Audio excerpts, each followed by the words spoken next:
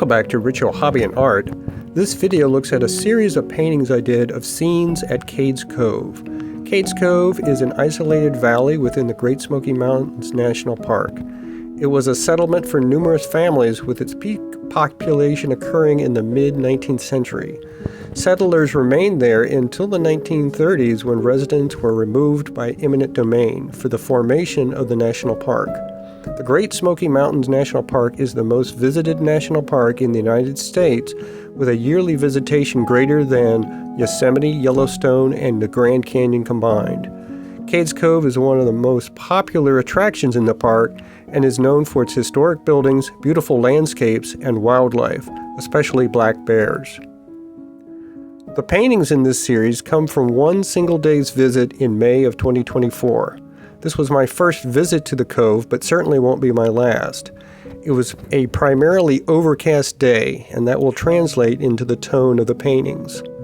I painted 3 in acrylic, 2 in watercolor, and 2 in gouache. Let's take a look at some of those scenes and the paintings that came from them. The first thing I did was the John Oliver cabin. This was my first stop on the Loop Road, and for many it's their first stop. The John Oliver cabin was part of the settlement of the first individuals who came to Cades Cove, though this building is not as old as it may appear.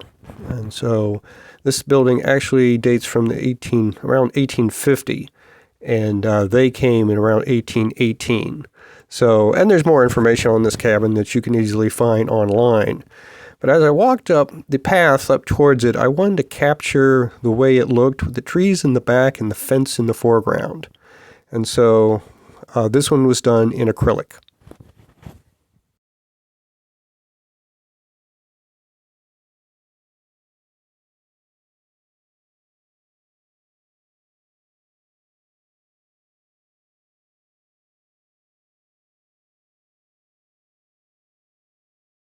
So then I began to add the sky, putting in some different colors, different color tones, some blues and reds to make kind of a purple, and then also started to add in the trees. And of course, then I added more trees in the background, as well as detail of individual trees, and started to do the grass in the beginning, in the foreground. So at this point, I removed the masking fluid from the cabin and started to color the cabin. Now, what I used to start coloring the cabin was a mixture of yellow ochre and water, kind of a diluted version of yellow ochre. And so that's what you see on here. That's not necessarily the color it is, but I thought that would be a good way to at least get color on it so it didn't have any white. And then I started to add some of the underlining lines of the boards and started to add color to the roof, the 2 different roofs, and also where the windows would be on the side. So at this point, more color is added to the roof, more definition to the boards, and starting to add brick colors to the chimney.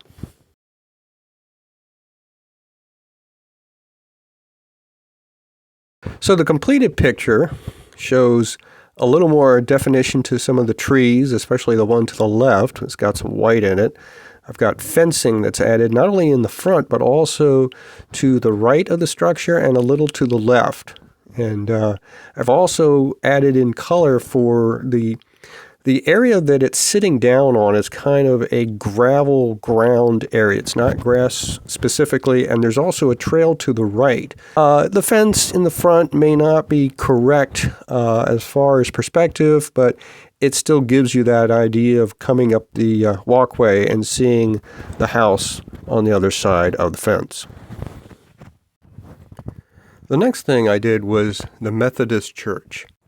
Starting with the sketch, I put masking fluid over the church itself and then added in the background, all those trees and some green for the foreground. Here I use yellow ochre paint diluted with water to apply a light coloring to the body of the building, to the main part of the building, not so much the roof, but to keep it from looking just white as the paper.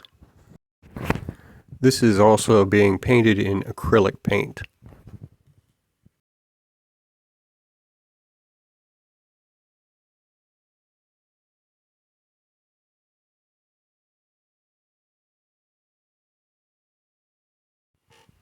Starting to add coloring to the roof, that sort of light blue, almost like a metal roof coloring to the roof.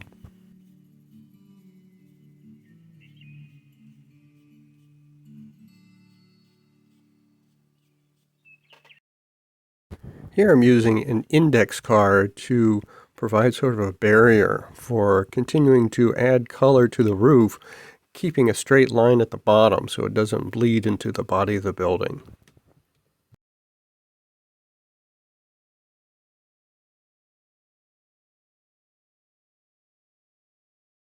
I'm mixing this cerulean blue with this light gray to make a sort of mixture that will become the roof of, or the cupola, the roof of the cupola for the church.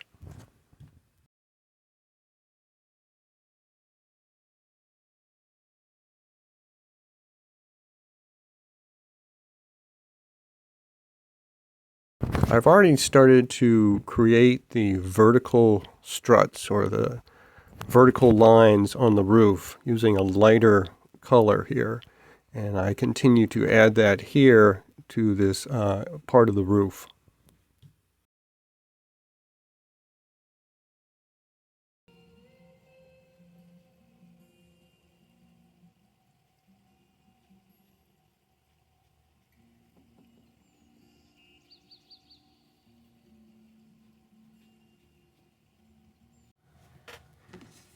Okay, I've got the painting to kind of where I want it. I'll do more with the building at some point, but I got the bush in place, got the path.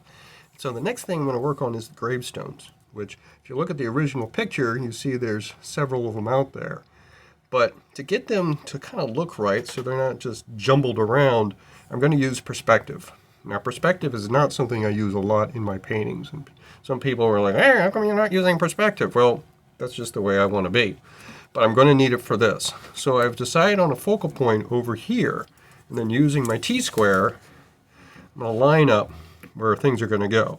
So I don't know if you can tell, but I've put a line here, put a line down here, a couple lines there, one up here, one over here, and then taking it all the way kind of to here, I'm getting this one up here in the foreground that's barely cut off, but I want to include it. Now there are some other tombstones over here that I'm just going to free paint and do it that way.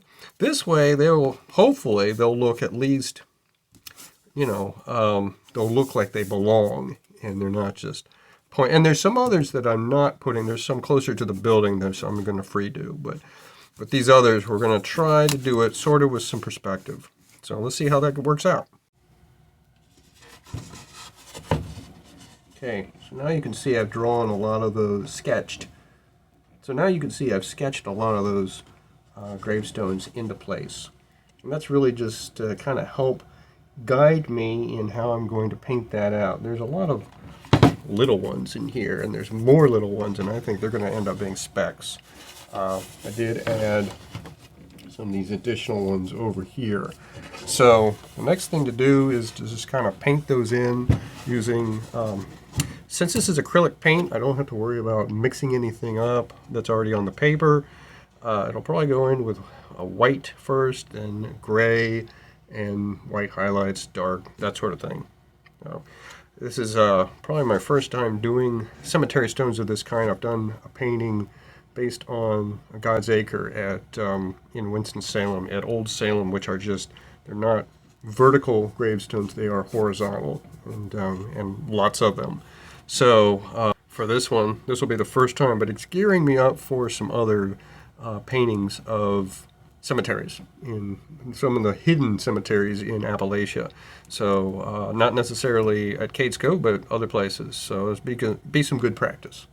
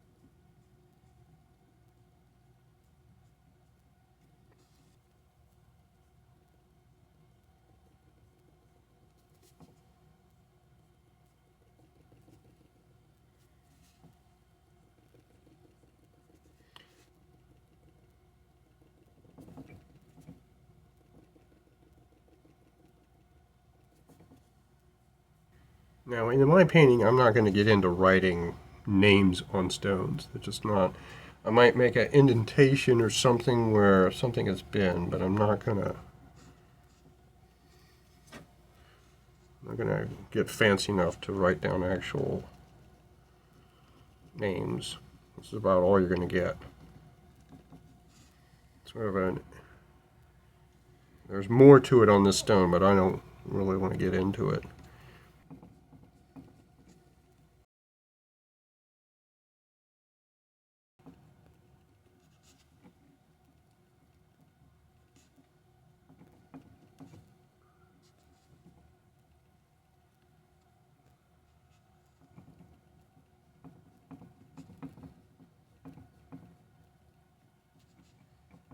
And the white will fade, so you'll have to add a little more. You just work through it. It's all about layering when it comes to acrylics. Get to a point where you like what you see and you just move on. So here is the final painting, and you can tell where I've put a lot more color into the tombstones to give them a little more definition. Put a little bit of grass in front of these. This one here, this one, this one. Just a lot more definition. Tufts of grass throughout. We've got these tombstones over here, and of course this one here. I did leave the line, the pencil line on this one I've left in place because I think it helps the eye kind of see it. And I've not felt the need to. I can imagine if it's not there, you might see a little more curved. I don't know. I've left it in place, and then I've since added the fencing here, or the guide lines that are on the side, and given an idea that they're over here in the background, but I can't remember if those are part of the fencing or more tombstones. They could be more tombstones. And so we come full circle back to the mill. The cable mill is part of a larger complex of buildings that shows a glimpse into traditional Appalachian farming community. The mill is a water-powered grist mill that is used for grinding corn with a millstone. And that would have been something that would have been done back in the time period. And there's a lot of grist mills around the area. As you may know, I have painted at least 2 of them with plans to paint others. As of course this is part of the larger Appalachian series that I had started, when I went to paint the grist mill was the same weekend as when Hurricane Helene hit. Both when it hit Florida as a Category 4 and then came up to eastern Tennessee, western North Carolina, Virginia, West Virginia, northern Georgia, and parts of South Carolina, and wreaked a lot of havoc. A lot of damage was done, as you've, of course, seen by now on the news. But I take you through the different steps that I used for doing the painting and a little more demonstration. So let's get started.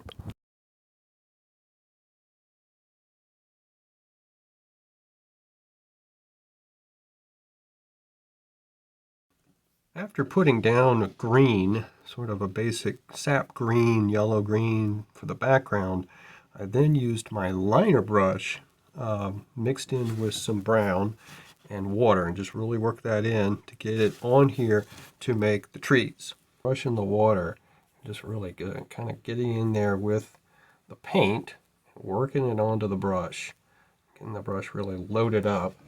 Now, of course, if you're watch it, this could go everywhere, but find a spot and just work it up, and that's basically how it works. And then you can add some branches. If you put it down a little more, you get a little more action. It's that straight line. You get a bigger piece. I'm using my tree brush from Matthew Palmer. Make sure that's dry.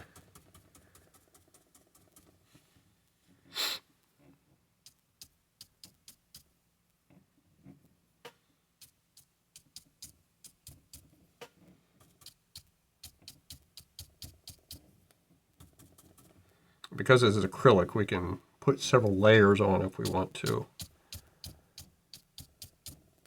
and that will hide some of the trunks.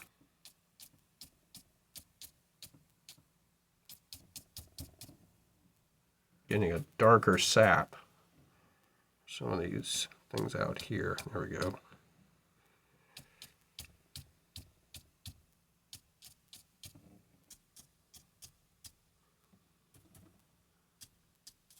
And it doesn't matter that it's getting on the grist mill because that's going to be a darker color anyway. But it's too large to be using masking fluid on. I've also done things with putting tape over the whole thing, but I think that's overkill here. I don't think we really need to do that.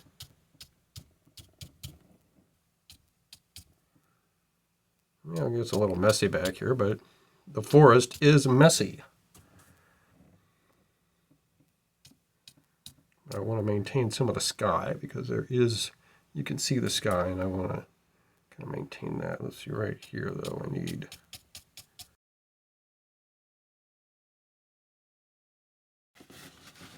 The way in which I proceed on this is going to be maybe a little different than what I normally do. I had initially thought about painting the whole thing black and then using white and gray to bring in the lighter tones, but that might be a little too risky. What I've gone ahead and done is put black into the two windows and the doorway. Now, I don't know what it's really like in the doorway because there's a guy standing in it. I think it was one of the guides for the mill that day. He's standing in the doorway, so all I can really see is right here. So I've darkened this in with the black, and I'm leaving this lighter area for a little blending later, a little lighter color. What I have on hand is I have acrylic Payne's gray, and I have a neutral gray. And the neutral gray I bought only recently to paint parts of the Sun Sphere, the Puzzle Box 6 that I made last year. Or no, I'm sorry, earlier this year. Made it earlier this year, and I bought this specifically for the base of the Sun Sphere, which is here in Knoxville. The Payne's gray would be a based gray. It's a darker gray, and it's got some blue in it, I think. So that's why it's not a complete gray. In watercolor, you don't really want to use a gray. You want to make a gray. But in acrylic, I could make a gray. But I think what I'm going to do is mix these two first and see what I get to use as a general layer over here and then go back with white. So this is what we have now. It's probably a little dark for this application, but it's not black. And so I'm using a bigger brush, but not too big to apply it. And again, this is experimental for me, is just for sure.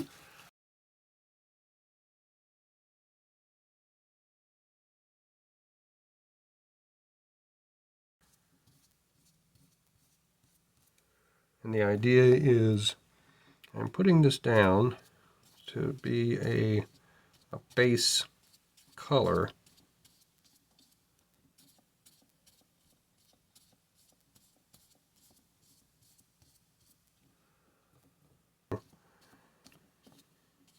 Long strokes because this is long boards that make up the building.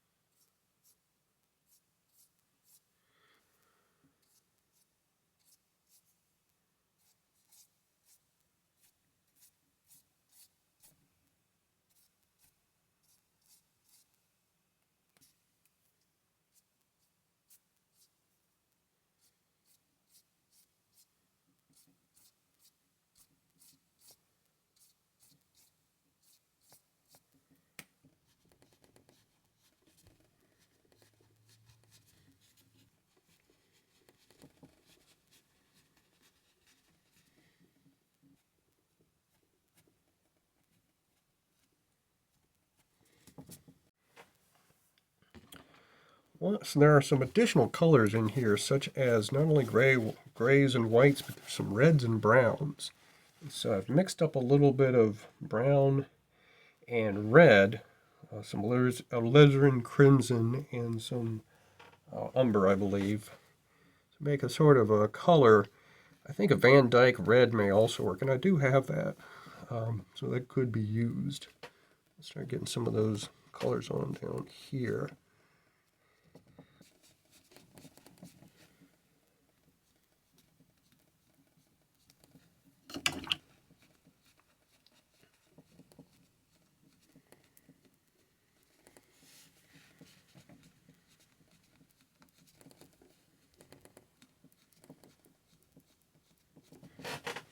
A little bit up here. Just some trace colors is really all you need. Before I go any further in this, I do want to note that with putting these stripes in, it kind of works with the illusion that the building seems taller this way, and maybe not to scale. I mean, looking at it, I can tell it looks correct, but if you're looking at it from an angle, it would seem like it's longer.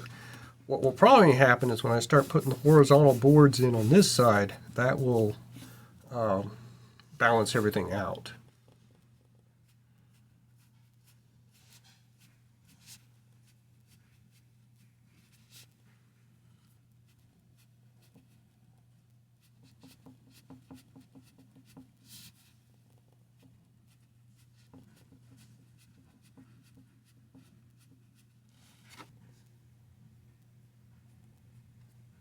There's an overhang over here, so I have to not get too much color up there because I'm going to need to put that in at some point.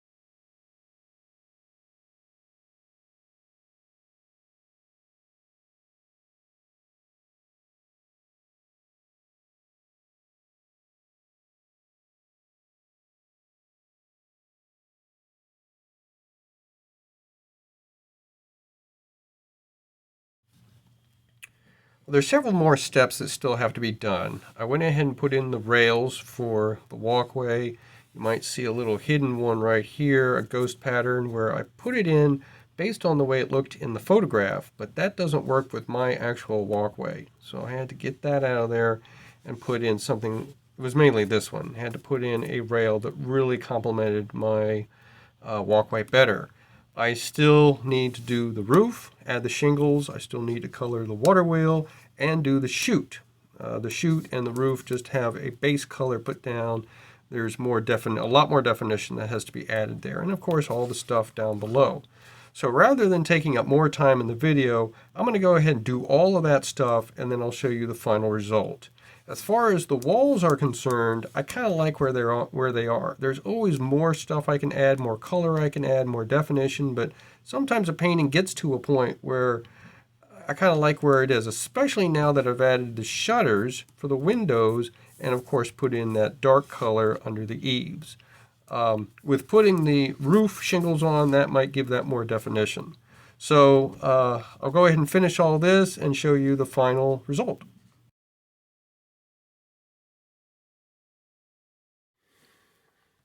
So here's the final painting. I like the way it turned out. A little more detail on here, including the overhang, a little more on the chute.